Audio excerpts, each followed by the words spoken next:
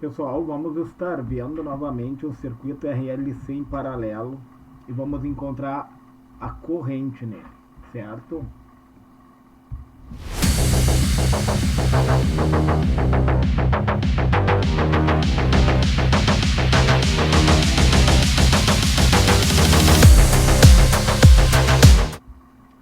E daí o que acontece aqui, pessoal? Olha só, eu tô com uma fonte aqui, ó, de 100 volts, 60 Hz, tá? Num ângulo de 0 graus. Eu tenho um resistor de 10 ohms, um indutor de 10 mH, um capacitor de 100 microfarad, e daí vamos achar a reatância do indutor e do capacitor e ver as correntes que vão cair, que vão passar por eles, né, pessoal? Tá em paralelo porque, ó, eu tenho um nó aqui, um nó aqui, um nó aqui, um nó aqui, e a corrente vem para esse ramo e vem para esse. A corrente desce nesse ramo e vai para esse outro ramo aqui, certo? E todo o circuito fechado é uma malha, certo, pessoal? Então, ó, reatância indutiva é quem? É 2 vezes a constante, que é o π, vezes a frequência, que é 60 Hz, vezes a indutância. Eu peguei esse valor aqui, em notação científica, pessoal, é 10 que multiplica 10 na menos 3, tá? E daí, quando tu multiplica um valor por 10 na menos 3, é a mesma coisa que dividir esse 10 por 1000. E daí já coloquei o valor aqui, ó, 0,01, tá? A indutância. Porque eu tenho a tensão em volts, eu tenho que passar a minha indutância para Henry e a minha capacitância para Farad, tá, pessoal? E a mesma coisa com o capacitor, né? Aqui, microfarad é a mesma coisa que multiplicar 100 por 10 na menos 6. Ou é a mesma coisa que pegar o 100 e dividir ele por 1 milhão, né, pessoal? Eu vou fazer com a caneta de outra cor que não está aparecendo, ó. 10 vezes 10 na menos 3, tá, pessoal? Que me resultou em 0,01 aqui, ó, tá? Mili é dividir por 1000. Micro é dividir por 1 milhão, ó. 100 vezes 10 na menos 6. Eu dividi o 100 por 1 milhão e daí aqui, ó, no capacitor deu 0,0001 é a capacitância. E daí, fazendo o cálculo matemático, a reatância indutiva deu 3,768, tá? E a reatância capacitiva deu 26,539, certo, pessoal? Porque, ó, eu multipliquei, né, 2 vezes 3,14 vezes 60 vezes 0,01 e me deu esse valor aqui, ó. A reatância do indutor, ela é J, pessoal, ela é positiva, ela é mais J, tá? Ela sobe, ó. Ela sobe no gráfico, ó. Que gráfico é esse daqui, pessoal? O eixo das ordenadas, né? A gente pode falar, ou o eixo Y, ou no caso aqui é a resistência, né, pessoal? A resistência, a reatância indutiva do meu indutor, tá? E a reatância capacitiva, daí eu faço o mesmo cálculo, só que vai na contramão, né, pessoal? É, ó, 1 dividido por 2 vezes o π, vezes a frequência, vezes a capacitância, certo? E daí dividindo, ó, 1 dividido pelo valor dessa multiplicação aqui, ó, que deu 0,03768, eu vou achar uma reatância capacitiva de 26,539, se dá em ohms, né, pessoal? Se dá em ohms, tanto aqui para o capacitor, tá? Como para o meu indutor aqui, ó, pessoal. Esse valor aqui em ohms, tá?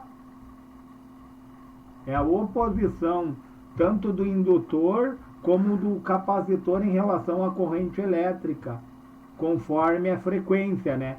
Por isso que eles são fasores, certo, pessoal? Eles trabalham com a fase. E daí o que acontece, pessoal? Ó, o resistor aqui no gráfico, ó, ele é 0 graus, porque ele não depende de frequência. Independente da frequência aqui, ó, se eu ir procurar minha corrente, a corrente é tensão dividida pela minha resistência. 100 dividido por 10, eu vou ter uma corrente aqui no meu resistor, ó, de 10 amperes, né? Seria isso, né? Teria uma corrente aqui de 10 amperes no meu resistor, tá? Independente da frequência, se fosse 100 Hz ia ser 10 amperes. Só que o indutor e o capacitor, eles são fasores, eles dependem da frequência. Por isso que ele trabalha na casa dos imaginários, né? O J representa os números complexos, né? Valores imaginários, ó, tá, pessoal? Porque depende da frequência. E daí, o capacitor, ele desce, né, pessoal, no gráfico aqui, ó. Esse eixo aqui eu posso chamar ele de eixos das ordenadas, ou eixo Y, ou eixo referente à resistência, né, pessoal? Do meu indutor e do meu capacitor. Enquanto que esse outro eixo aqui é o eixo das abscissas, ou eixo X, com zero, né, pessoal? O zero aqui representa, ó, que é indiferente à frequência. O meu resistor aqui, ele vai se comportar da mesma forma. Já o indutor e o capacitor, eles mudam o comportamento conforme a frequência. E daí como que eu acho a corrente, pessoal? Corrente no indutor. Se eu já achei minha reatância, agora eu sei a minha reatância, tá, pessoal? E eu sei que é mais 90 graus, ele sobe, ó. Eu posso pegar minha fonte de alimentação, ó. O que é a corrente? É a tensão dividida pela resistência, né? Nesse caso, a tensão da fonte, que está no ângulo de 0 graus, dividido por quem? Pela minha reatância indutiva, ó, num ângulo de mais 90 graus. E daí, dividindo essas amplitudes aqui, ó, 100 dividido por 3,768, eu vou achar o valor de 26,539, a amplitude da minha corrente, pessoal, no indutor, tá? E por que é menos 90, ó? Na divisão, ó, eu vou diminuir os ângulos, 0 menos o 90, vai ficar menos 90. E o que eu concluo com isso, ó? Ó, eu sei que o indutor, pessoal, ele vai adiantar a tensão, porque eu vou ter uma queda de tensão através dessa resistência que ele apresenta, dessa reatância indutiva, tá? Enquanto que ele vai atrasar a corrente, ó. Por que é menos 90 aqui, ó? Porque ele está atrasando a corrente, a amplitude da corrente, ó. Então, a tensão já subiu no indutor, tá? Enquanto que a corrente recém está saindo, pessoal. E o capacitor?